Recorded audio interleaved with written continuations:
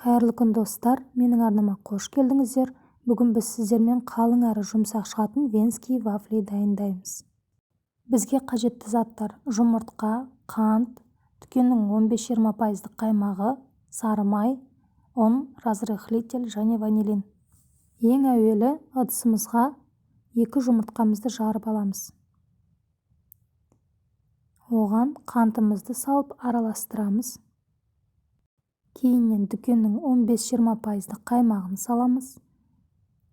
Ертілген сары майды салып жақсылап араластырамыз. Кейін ұнымызға 1 шай қасық қамыр қопсытқышымызды салып араластырып аламыз. Және оны дайын болған массамызға 2 бөліп саламыз. Және бұны осындай венчиктің не болмаса шанышқының көмегімен араластырсаңыздар болады.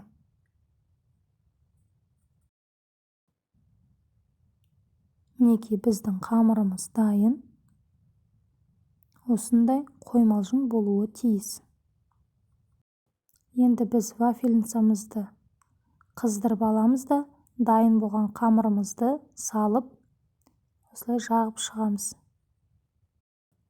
Вафлилер сіздің вафельницаңызға байланысты шамамен 6-8 минут аралығында піседі.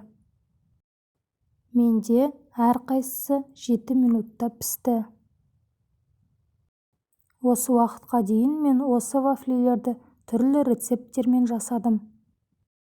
Соның ішінде ең сәттісі осы рецепт деп айта аламын. Вафлилер қалың әрі жұмсақ болып шығады. Сіздерге ұнады деген сенімдемін. Дәл осы рецептімен жасап көріңіздер. Өте жұмсақ әрі дәмді, бір жасағаннан желініп қалады. Сіздермен бірге болған мөлдір. Менің арнама жазылуды ұмытпаңыздар.